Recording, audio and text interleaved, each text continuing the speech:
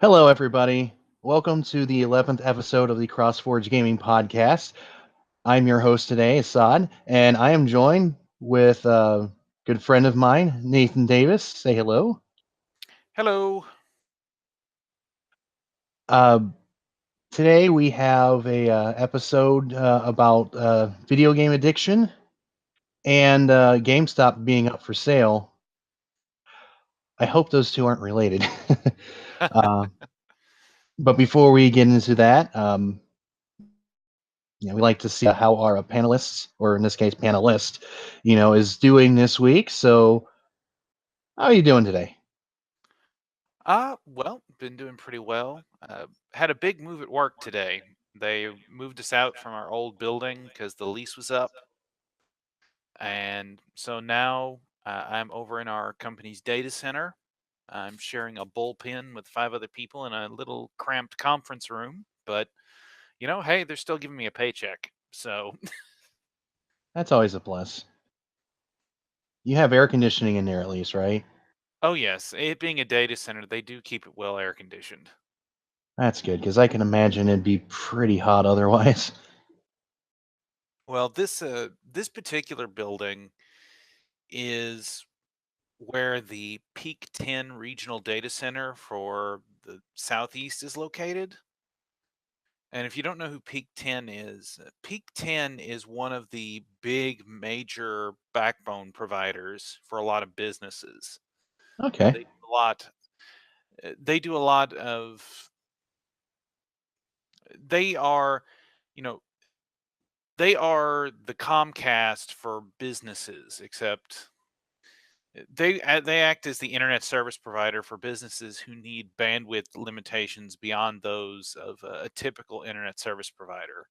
Someone who needs a true backbone or a true tier one content delivery network provider. That makes sense. So it's basically you got a lot of traffic coming and going from where you're at. Right. Basically, okay, that makes a lot of sense. I mean, nothing. There's nothing worse than trying to close a deal or something, and then all of a sudden your internet wants to stop working, and then it's like, oh, I can't access my data. um, Indeed. so have you had a chance to do anything, geeky this week? I mean, Other than recording the second episode of Tech Forge yesterday, uh, not that much. I know the new patch for World Warships dropped yesterday, 0.7.6, which finishes out the American cruiser line. So I want to get in there and play, but I keep getting interrupted. yeah, I can understand that one. I mean, it just seems like it's just been a busy week all around. For sure, for sure. Anything else you want to share? Uh, Nothing comes immediately to mind, uh, other than Alrighty. going to be doing vacation Bible school with my church this weekend. So that's going to be kind of neat. Uh, I'm going to be teaching the adult class on Saturday. Oh, okay, that's cool. Well, as for myself, I think I need to close that. Well, at any rate, I I haven't done a lot of geeky things this week. Well, as far as gaming goes, usually that's how it works. Either I'm able to game, or things just get in the way of that. Um, I went to the zoo on Sunday and took a lot of cool photos. Had to really get them off my camera and actually process them. Got this really cool one of, I think it was a baboon, because at first he was like staring at me, and then I didn't get my camera ready in time, so he looked away, and then he yawned, and I snapped the shot real quick, and it just shows him with like all of his like teeth and stuff, like bare, like he's actually like really angry or something. So Right. I want to get that on here and see if that's actually a good photo, because it's hard to tell on the tiny little screen. I Um, gotcha. and let's see, mostly just been catching up on some of my shows because I was under the weather earlier this week, so that kind of threw my week off a bit. And then I know tomorrow I get to run slides for the men's worship event, like right directly after work. So like literally, I just going straight there and then jumping in. So that's gonna be fun. And one other thing, because I apparently can't help myself, I bought another Gundam because I apparently just want to take up more space on my shelf that I don't have. Uh, I mean, I only meant to get a stand for it, for one I already have stuck in the box. And then I saw this and I'm like, dang it. And then I got it. Yeah, hey, I understand. I have the same problem, but mine is computers. Uh, Good news, bad news about the new place I'm working. It's right across the street from a Best Buy. Oh boy. So So, you get out of work and that's like the first thing you see. so of course, during my lunch hour today, I had to walk over and take a look and see what was on the clearance rack. And I came about that close to buying. They had an HP Pavilion desktop. Uh, the specs on it weren't that great, like a Core i3 with 4 gigs of RAM, but Okay. it was the display model, and they only wanted $260 for it. And I'm like, that would be a pretty decent base to build up something for someone wanting just a basic office PC. And I Yeah. bet I could flip it for more than that. So, I mean, I guess if you had the finances for that, I mean, why not? but I had to be responsible. So I said Yeah. no. Yes, that's what I keep telling myself. It's mostly working, but as you saw, I kind of slipped up. uh, well, I guess that's pretty much all I have to say about myself. So let's move on to the next section. The humble partner slash humble monthly. Well, we are humble partners, and right now you can subscribe to Humble Monthly, and if you do it through our affiliate link, it helps us out a bit. And when you do this, it helps out a good cause. Uh, you can either set it to put a little bit towards a charity, or you can set it a little bit towards us. And usually just clicking the link just simply helps us out because we're getting in there. And the things that we've got right now in the Humble Bundle Monthly is the Hearts of Iron 4, Black Wake, and Portal Knights. Um, so I mean, you're getting like several games for $12 a month. Like you're getting AAA titles. They're usually worth well over the $12 that you're paying a month, and then you just get to keep them, and it's just a really good deal. You should try it out if you get the chance. Yeah, the three games this month that are the early unlocks. Hearts of Iron 4 is a World War II strategy game. Black Wake is a pirate simulator, for lack of a better term. And Portal Knights is a pretty standard fantasy RPG. So, And I think they still have more to unlock yet, right? yes, those are just the early unlocks. There's going to be more. For example, last month, one of the early unlock games last month was Destiny 2, but you also got Ukulele Cook Serve Delicious 2, Ken Follett's The Pillars of the Earth, Bear With Me Collector's Edition, Acceleration of Suguri 2, and Subserial Network, Hmm. and Styx Shards of Darkness, which that is a really funny game. Styx. Now, to bear with me, that sounds like a pun. Is it, or am I just? Is that just how my brain's wired? Well, no, it's so Bear With Me is a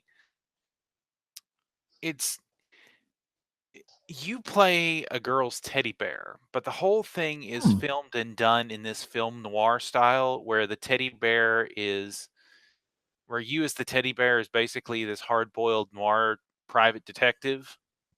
Hmm. And so the whole thing is done in this manner of where it takes itself way too seriously, but that makes it even more endearing.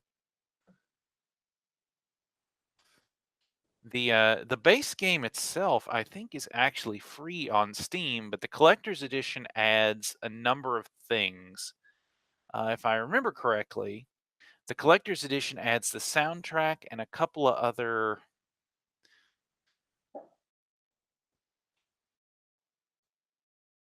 So yeah, bear with me. Collector's edition. Even in the Steam sale, it's $6.98 game, and the collector's edition comes with the base game as well as the original soundtrack, and looks like a wallpaper.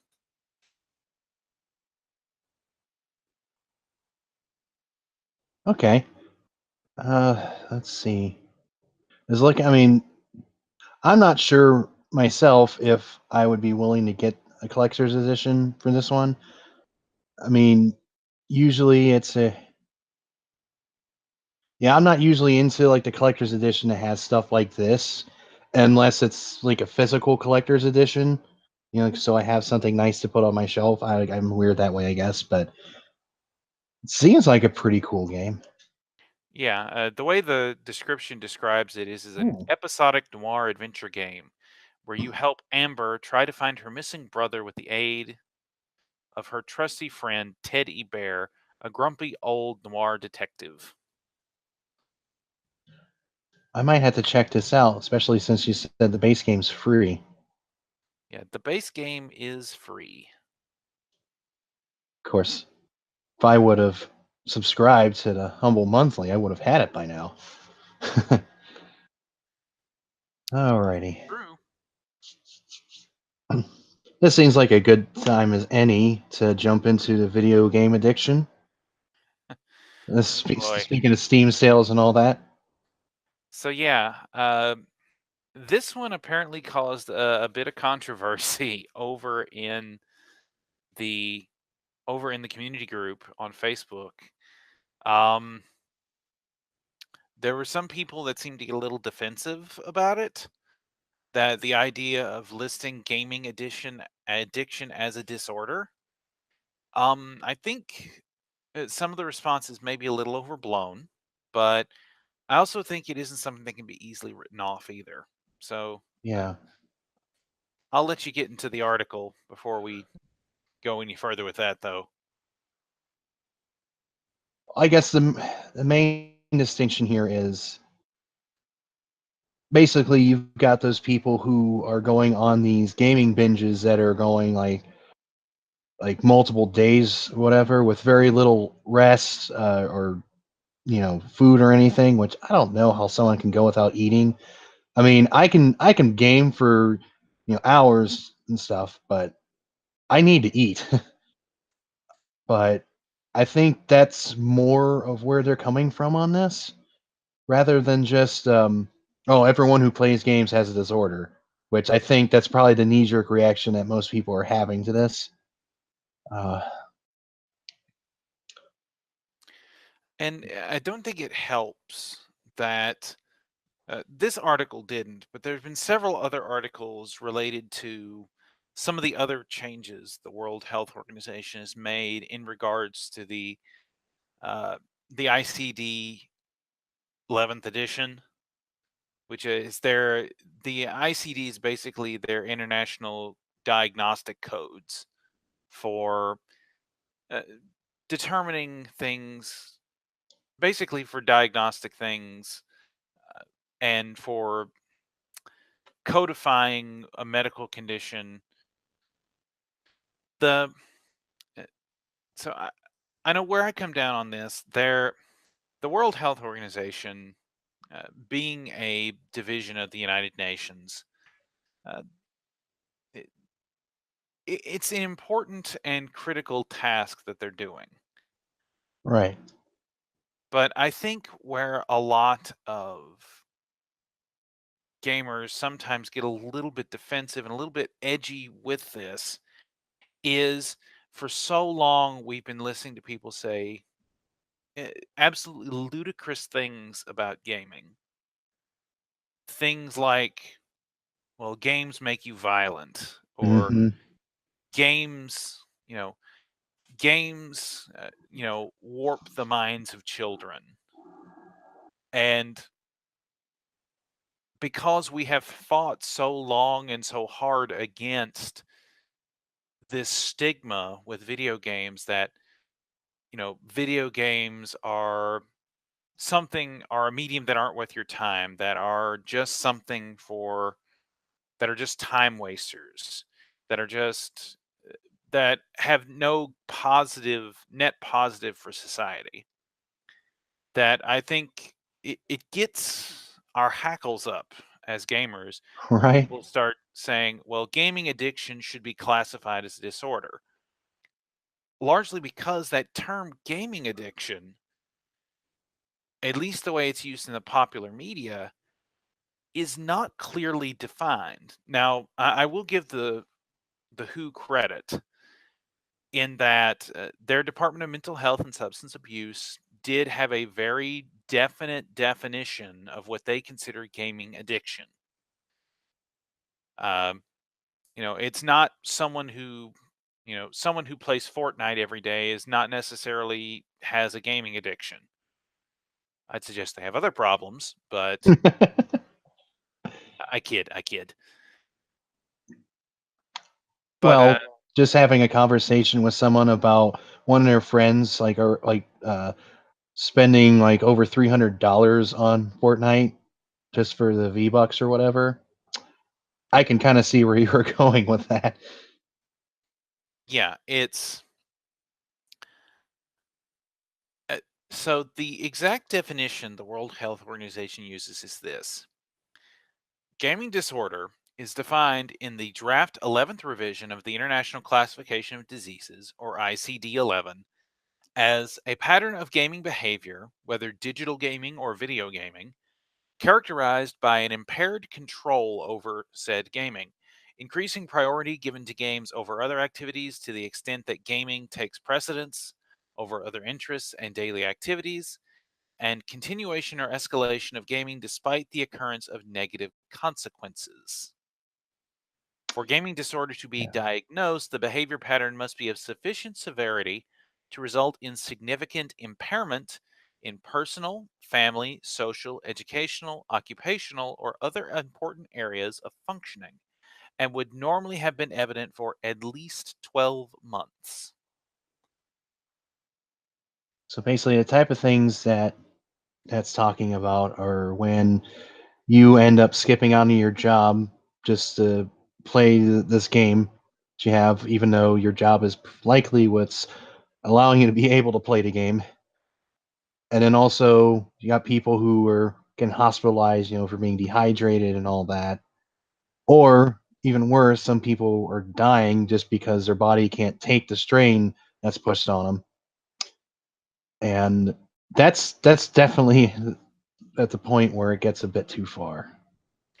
Yes, I mean, we have seen stories where people who have died of cardiac arrest after playing games for 37, 48, or more hours at a time. And that is obviously a problem. I think we can all agree that is a problem when it comes to gaming. I think what has a lot of people concerned is the idea that this will be expanded to include any kind, or be used as an excuse for any kind of intense gaming. If someone plays, well, let's say if someone plays World of Warcraft for 2 hours a day, is that a gaming addiction? I mean, I would say no, but I guess the question would be thrown out there. I mean, there's going to come some point where someone is going to, uh, you know, someone's going to be fired from a position that they've held, and they're going to try to claim in their countersuit, oh, I couldn't help it. I have gaming addiction. Uh, yeah, I didn't even think of that. But I mean, they they make a well. dishonest people make a practice of doing that with other types of mental conditions as well. So yeah, I can see where that would definitely be a problem. Uh, I think for me,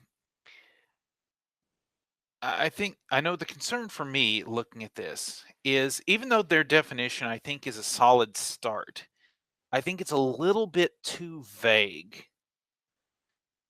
to be useful. Um, I can so, see that. I mean, what they're describing here with gaming disorder, I can tell it sounds like they're using a lot of a similar definition for gambling addiction uh, as a similarity. And I can see why they would do that because both of them have a lot of similar symptoms where people invest their time in the activity to the detriment of everything else. But the critical thing the main problem I have with this diagnostic measure, as they put it, is who defines sufficient severity to result in significant impairment?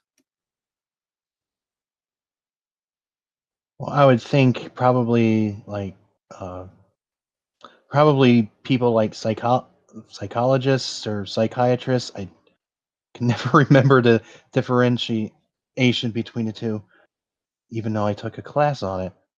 That's besides the point.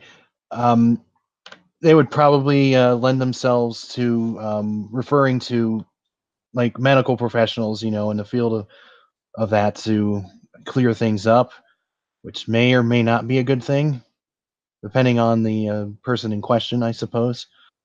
Um, but to me, I'm thinking maybe this is just like their foundation for um, later improvements to it. Like they're gonna add different things, after doing research and kind of tidying up everything. Of course, it could just be me being naive about it.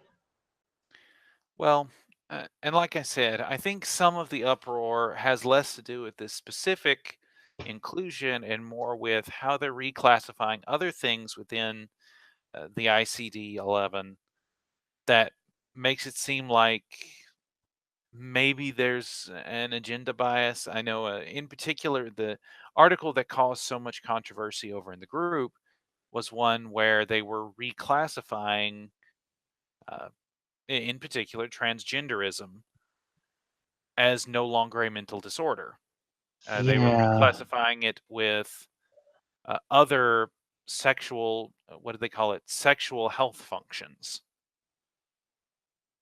And so I think the specific ruling here may not necessarily be the source of the consternation with it. I think part of it may be that there may be some thinking there's some agenda going on here, which, given it is the UN, that's not an unreasonable assumption, in my opinion. But one would hope that something like the World Health Organization would be above such a thing. you would think that because I mean it's supposed to, it's supposed to serve for the betterment of mankind. So you'd think they would have everyone's best interests at heart, but then unfortunately, it seems like a lot of people get into these type of things just to better themselves rather than better everyone around them. Sadly, But this is likely going to be as much of a like a contested event. I swear I cannot talk tonight. Keep wanting to say the wrong words. Basically, I think this is going to reach the same level of, you know, arguments and everything as the initial uh, event where the rating system came into play, where everyone's like, you know, video games are violent. We need to protect kids from them, and we put these rating systems on there and all that. And I think it's probably going to get to similar levels of that. And it's just another thing that everyone's going to be divided on. And I don't know. I'm concerned it'll just cause more trouble, really.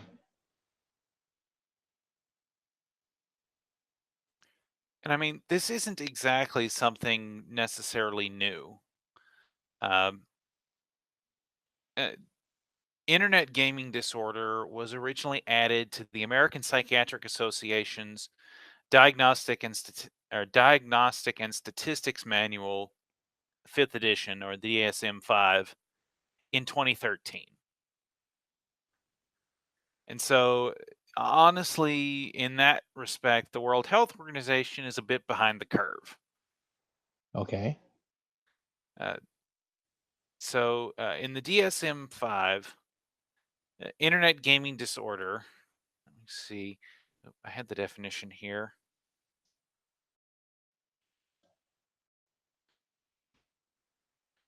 Of course, that would be the tab I closed. Naturally. Okay, so That's apparently. so Oh, go ahead. Sorry. hold on, I'm going to see if I can screen share this. Okay. So if I screen share, I want that screen, and I want to present to everyone. So Hey, there we go. yeah, the American Psychiatric Association diagnosed internet gaming disorder in their Diagnostic and Statistical Manual of Mental Disorders, or DSM-5, in 2013. And it's here they describe what that means. Here they say, the internet is now an integral, even inescapable part of many people's daily lives. They turn to it to send messages, read news, conduct business, and much more. But recent scientific reports have begun to focus on the preoccupation some people develop with certain aspects of the internet, particularly online games. The gamers, I love how they put that in quotes, Yeah. play compulsively to the exclusion of other interests, and their persistent and recurrent online activity results in clinically significant impairment or distress. People with this condition endanger their academic or job functioning because of the amount of time they spend playing, and they experience symptoms of withdrawal when kept from gaming. Now, see, I think that's an important thing that the WHO's definition was missing. Because if you have symptoms of withdrawal when you're not gaming, then yes, you definitely have an addiction. Right. Yeah, because that's when like the whole basically the whole architecture of the brain changes.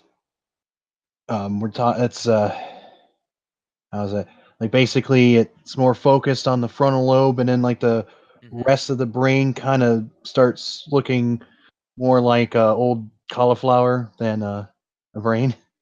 Right. I mean, just to put it that way. And they do note here, much of this literature stems from evidence from Asian countries and centers on young males. The Hmm. study suggests that when these individuals are engrossed in internet games, certain pathways in their brains are triggered in the same direct and intense way that a drug addict's brain is affected by a particular substance. The gaming prompts a neurological response that influences feelings of pleasure and reward, and the result, in the extreme, is manifested as addictive behavior. And again, I think that's something that the WHO's current draft definition is missing. Well, I mean, it makes me wonder if they are looking to other like individual countries' findings with things of this type. Maybe, maybe they'll look at that and say, "Oh, that's something we forgot. I'll just put it right in there." I mean, even better if they look at this and it's like, "Oh, well, these guys know what they're talking about." Though that seems very unlikely at this point. Um, And but yeah, and the other important thing about when the APA listed this is notice that it's listed specifically in the DSM-5 Section 3, which they point out up here. Section 3 contains conditions warranting more clinical research and experience before it might be considered for inclusion as a formal disorder. ah, so basically a disclaimer, protecting themselves in case they're wrong. Exactly. The DSM-5 contains contains a lot more than 3 sections, but section 3 is the part where they put in all the information about basically disorders they're currently researching. And so the fact that they include internet gaming disorder as this warrants further research indicates that this indicates this as something that is probable, but they're not 100% certain yet. And I think if the World Health Organization had taken that approach, there probably wouldn't be quite as much outcry about this move. Right, because that's just showing that they have an open mind about it and that they're actually wanting to get to the truth rather than just impose their version of the truth. It's pretty interesting stuff. I mean, when you get past your initial like knee jerk reaction, which at first I just sort of dismissed it as well, but I think today, looking at some of the stuff that you were mentioning earlier, it got me thinking. Yeah, there are some people with a real problem. I mean, gaming is supposed to be, it's entertainment. It's supposed to be something you can do to pass the time, but it's not. I don't think it was ever intended to be a replacement for, well, everything. I mean, you got those people who they stream games and that's what they do for a living, and that's great. But when it starts affecting you to the point, where it's ruining your relationships, it's causing you to lose your job, causing you to lose your health, that's when you seriously have to question what you're doing. I mean, the worst that I think I have done as far as gaming goes is I played, I want to say it was like Tekken 3. This is like going way back. I actually played that game so intensely that I actually hurt my one of my arms just because I strained it so much with all the button pressing. And when that happened, I was like, okay, I need to stop playing this for a little bit because I mean, you can't pick up things very well when your arm's killing you. Which I didn't think that was even a thing until then. But um, but yeah, Yeah, there's definitely I think we all recognize that there are times that we can simply get wrapped up into a game. I mean, I remember the very first time I played, uh, try, I believe it was Borderlands 2. Yeah, because I picked up the game the night it was released. I went to one of the midnight releases. I picked up my copy. I went home. I installed it, and I remember I played till almost 5 o'clock in the morning. yeah, And it wasn't until I realized the fact that I was nodding off every few minutes that I finally got to the point where I thought, you know what, I should probably stop because I was enjoying myself. And obviously, that's not game addiction in the sense that it's being used here. But, right. you know, those who design games know how to press the little buttons in our heads that cause us to want to play more. And, uh, you know, one of my favorite channels to watch on YouTube is the Extra Credits channel, where they talk about game design and they talk about uh, designing what they call humane exit points. Points in the game where where the player can legitimately take a point and just stop, and including those in your games and making them valid things to valid points in the game for your players to just take a step back and say, okay, I need to quit. Um, Obviously, as game designers, you want people to play your game and you want people to keep playing your game. But we need to be careful that we don't fall into the Skinner box trap. Uh, Skinner box trap. Okay, so B.F. Skinner was a psychologist in the 1950s, and he's most famous for his experiment that we today call a Skinner box. And it was a very simple device. Basically, it was a box that had a green button and a red button. And he would release a rat into the box, and the rat, when he pressed the red button, would receive a mild electrical shock. But when he would press the green button, he would get food. Okay. And so, basically, through learned behavior, the mouse or the rat would learn to press the green button and not the red button. Well, the problem with the Skinner box was when the rat learned that the green button would give food, the rat would eventually stop doing anything but just trying to hammer the button until it could get more food, to the point that it would ignore its other needs like water or exercise. In fact, it got to the point where there were rats who would literally lay on their backs and keep their back legs extended to the point where all they'd have to do is just brush the button and wait for the food to literally fall in their mouths. Okay, that's starting to sound more familiar. Proof that I laziness is not unique to humans. right, and that's really interesting because it's basically a similar effect. And so, in game design, it's really easy to design the gaming equivalent of a Skinner box, where when someone does the thing, you reward them, even if it's just with a visual cue or the satisfaction of timing that combo perfectly. Yeah, victory royale, right?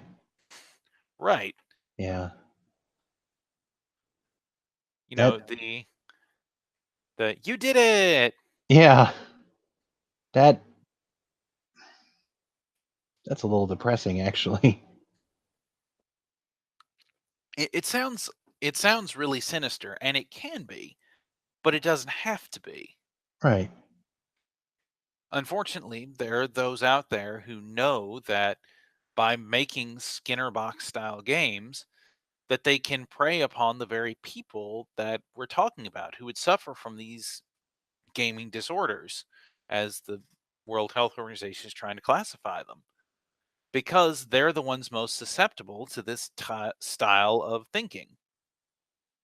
Which can lead you down the topic of conversation of loot boxes and microtransactions, etc. And what is ethical game design in that space? Right. And so, this is an important topic, and I think this is something that's going to require input not just from psychiatrists and psychologists and not just the medical field, but I think also input from gamers and game designers, developers, producers, what have you, because as no one's understanding of the problem is perfect, and they all have a different view on how the issues contribute to each other. And so I think it's something that definitely warrants further study. But and there are critics, in particular at Oxford University. One of the professors there published a paper very recently in the Journal of Behavioral Addiction called "A Weak Scientific Basis for Gaming Disorder. Let us err on the side of caution." And he's one of the largest critics of the World Health Organization, trying to list gaming disorder as a disorder in the ICD-11. His name is Andrew Prablitsky, and even he says, uh, even though we think it's still obviously premature, it offers those in the games industry a chance to get realistic about what their role is here. the very least, getting them to think about it. Hmm. I mean, because if they're not even thinking about it, let alone caring about it, then it's not going to get any better. In fact, it'll likely get worse. I mean, it still might get worse when people are pinpointing, that's what we need to do. Um, I mean, and that's the problem, is there's not a lot of shared data between the industry and those in the psychiatry and behavioral fields that are trying to study this type of information. One of the things that Problisky points out is that there isn't the data. Nobody pre-registers their hypotheses. And we really need to collaborate with those in the industry because game makers collect and control so much of the data. And the real problem is that that data is closed. In other words, the game companies that are collecting this data from their players, because we all know all games collect data about you. What yes, your this is play true. habits are, how often you play, what your preferences are when you play. They collect this data about you, particularly if you're playing mobile or online games.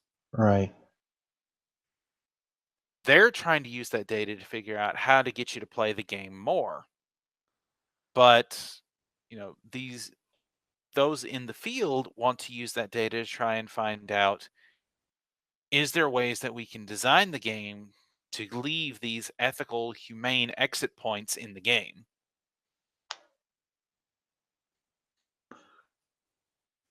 So, a game company that comes to mind for this is Nintendo. I know were several games that I played on like a Nintendo system where if I'd be playing for an hour or more, it would just pop up a message saying, "You've been playing for a while. You should consider saving the game and going outside and enjoying the sun for a while and coming back later," or something like that. They're all nice and sunny about it, Hmm. not like cold and condescending or whatever. And I think it's a good reminder because like we've been saying, you can get totally wrapped up in the game and not realize how much time has gone by. I mean, and it happens to the best of us, and it's not necessarily the worst thing in the world to happen, but if it's something that happens all the time, that's a bad thing, and that's something that at least I know Nintendo is actively trying to stop. So they must have been paying attention to this thing pretty closely. Yeah, and remember, Nintendo is closer to the problem. As that we were talking about earlier, most of the literature is on uh, games in Asia, and in particular among young males. Right, And so they're probably more familiar or at least closer to some of those cases being based in Japan. right. And on top of all this, there is, it's a multifaceted and a very complex issue because when it comes to classifying something as a disorder, it attaches a stigma to it. If we classify gaming disorder as a behavioral addiction disorder, which I think is reasonable given the information presented so far, well, when you classify it in that way, it attaches a certain stigma to that activity. If we talk about, say, gambling, there's a certain stigma associated with that. What I'm not a big I have certain moral objections to gambling, but regardless of what you think of it on a moral level, the fact that we consider gambling to be that gambling addiction is a thing attaches a certain stigma to gambling as a whole. And so I think there's concern, and perhaps rightfully so, that if gaming disorder is codified as a behavioral addiction disorder, then there will be a stigma associated with gaming as a whole. And thus we get back to the outrage that gamers have been having. Yes, because we've been fighting so long to have to be free of the stigma that have been tried to be implied in the past. You know, the stigma of, well, violent video games make people violent. The uh, the stigma of, games are just a waste of time that only losers play. You know, there are cultural ramifications for this. What is essentially a scientific, or one would hope to be a scientific, uh, pronouncement, I guess would be the right word. Yeah, I think it's also important to note this isn't officially codified yet. Because it is a draft, it's it's being included potentially, and it's not been fully formalized yet. right. I think I think in the long run it's going to come down to gamers themselves. I feel like I feel like if gamers want to avoid that negative stigma, if they want to prevent things like this from happening, then they need to do something. They need to be the ones looking out for friends that they know might be prone to this. They need to be the ones who are actively showing, what they feel that the gamers should be. They should be the ones, engaging, communities, sharing their awesome experiences with one another, um, helping newer players, get better at the game, things like that to show that we are a healthy community overall, and that the people with gaming addiction are more of a minority than a representation of the entire group. I think I think if we all just take steps to do that, I mean, just even as simple as, with your group of friends, I think overall it'll add up and make, the reality of this, a better one. Does that make sense? Yeah, I see where you're coming from. I mean, in the end, things are going to come out. Some things we're not going to like, and some things are, maybe we will like, and it'll actually shed a better light on us. But for now, all we can do is, try to be better than what some people think we are. Indeed. And I would tend to come at this entire issue. Uh, One of the comments on one of these articles made the statement that uh, the World Health Organization is essentially taking the position of, we're the specialists, not the industry. We're just calling it like we see it. But they also made the same point in that comment. The problem is always going to be when people attempt, who are not specialists, to identify and diagnose it without that specialization. Oh, well, that's the problem. You're just addicted to gaming. I Just would, because you yeah. know, you spend a couple hours, maybe a couple hours a week playing World of Warcraft with some of your friends, or, you know, you get on for the occasional match in World of Warships or what have you. Yeah, I know when I was younger, when I was in high school, when I would go to LAN parties and such, and you know, game way late into the night. Having mom wag her finger at me and say, "You're addicted to that darn stuff." It's like, no, I get all my homework turned in, Yeah. and I do all the things I'm supposed to. I'm just choosing to have fun this way. And I think that's where you're going to get into kind of the murky waters of all this, is when uh, you run into people who start trying to self-diagnose or diagnose other people, like we've seen happen with other conditions on the internet.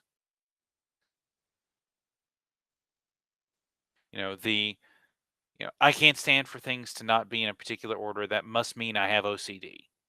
Or, you know, I have trouble focusing on things, so that means I must have ADHD. Always has to come back to memes, doesn't it? I swear that's a meme I saw somewhere. I think that's going to be something we just have to navigate. You know, Yeah. anytime you release a new formal medical announcement, psychiatric or otherwise, people the are going to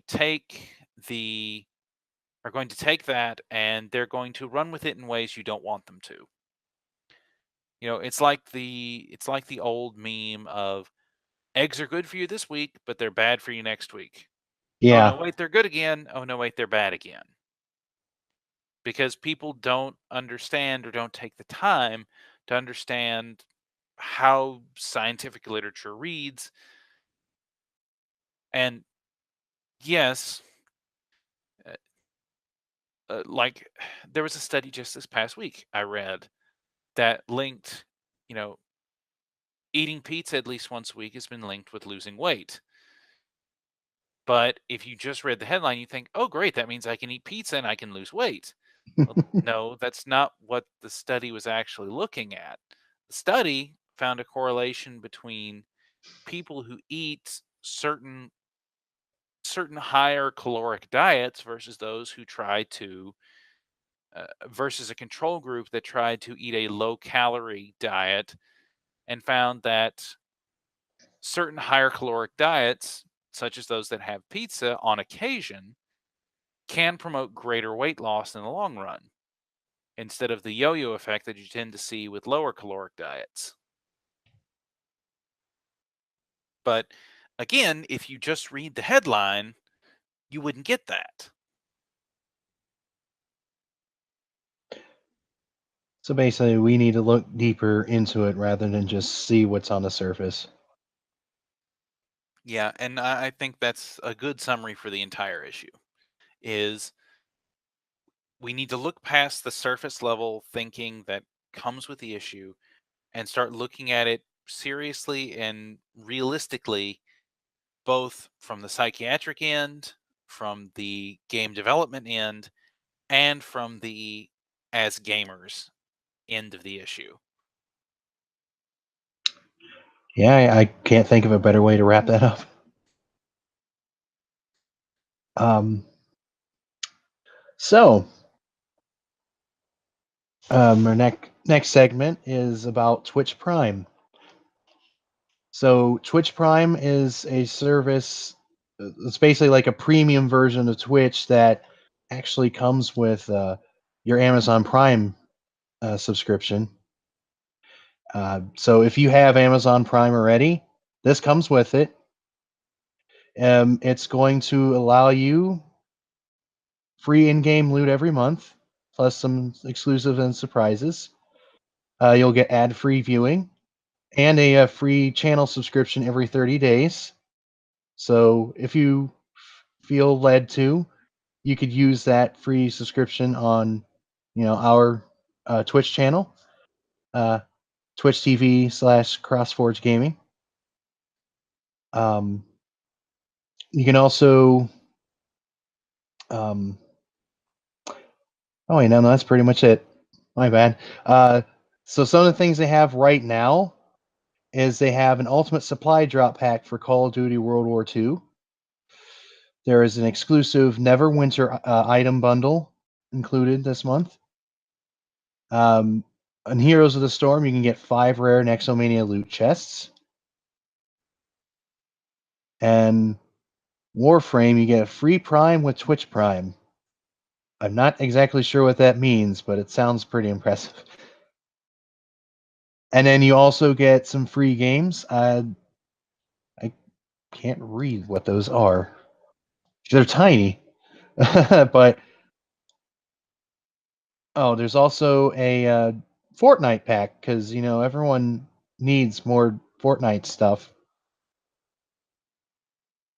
Right? And it's pretty much that. So if this looks like it's something that is of interest of you, I'd definitely take advantage of it, especially if you already have Amazon Prime, which already is crammed full of like great things. So feel free to check that out. Indeed. And as one of the Twitch streamers on the CFG Twitch channel, I'd encourage you, if you get the chance, to use your free subscription to a Twitch Prime affiliate to subscribe to us. We deeply appreciate it. Definitely. All right. So